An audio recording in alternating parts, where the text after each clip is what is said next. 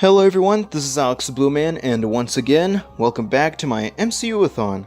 For today, I'm going to be talking about the 14th movie in the franchise, which is Doctor Strange. So besides Batman v Superman and Captain America 3, I was also tied between which one I'm excited more, which are this one and Suicide Squad. And again, we know how all that turned out. I have heard of the Doctor Strange character before. He was first referenced in 2004's Spider-Man 2, and then later there was an animated film which I haven't watched yet, but because of all of that, this film piqued my interest. Wait, did I say packed? I meant piqued. It piqued my interest. So with all that said, is there anything mystical about this movie? Let's figure it out. As with the previous 13 videos, this will contain some spoilers, so don't watch it if you haven't seen the movie yet. So in the movie, we see Strange as a brilliant but arrogant surgeon. He gets into a car accident that cost him the use of his fingers, and his quest for healing leads him to a band of mystical sorcerers. Sorry for all that slurring there. I will say this, how the sorcerer stuff is represented in here is logic-defying. There were a lot of things in the movie that turned twisted, warped, anything distorted that I cannot describe or comprehend. So, with that, my eyes get confused on where the characters are and what they're actually doing, which can be cool because that's what makes this movie's introduction to magic and sorcery very unique. Not because of wands or staffs or anything that wizards possess. Another thing I want to talk about is the film's introduction to an item that is the Eye of Agamotto, at least I think it's called that, as it's actually an Infinity Stone, and as with Loki's staff possessing... staff, possessing the Mind Stone, I was surprised by this twist right here.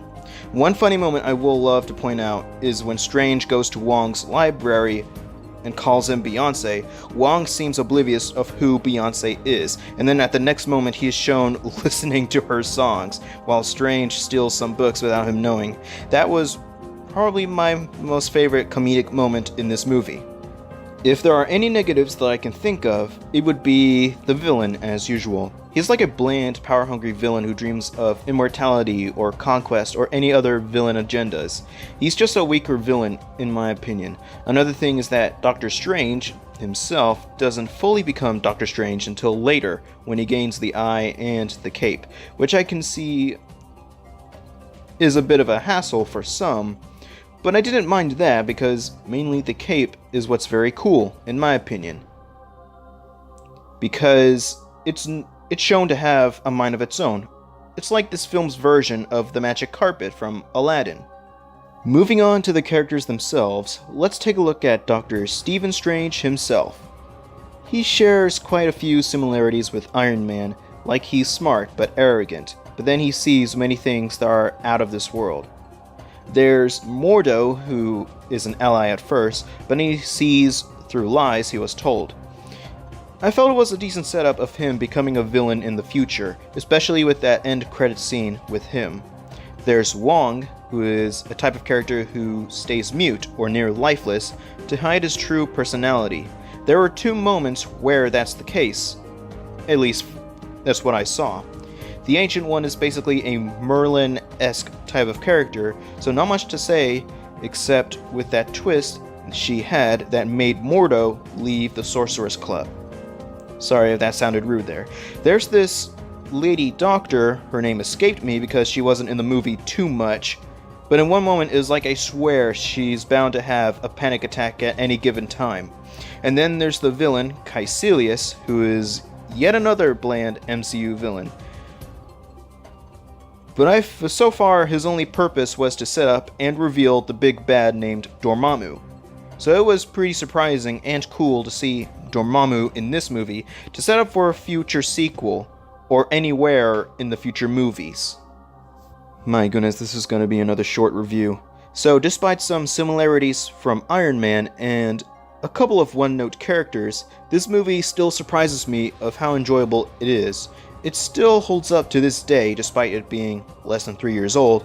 It just surprises me of how it introduces the sorcery element to the franchise, which was mind-blowing. So with all that said, I'm going to give Doctor Strange an 8.5 out of 10.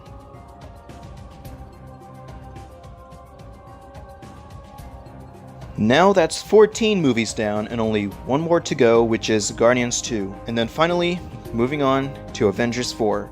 And since I'm done with school for now, I can use this week to finally get these videos done for good.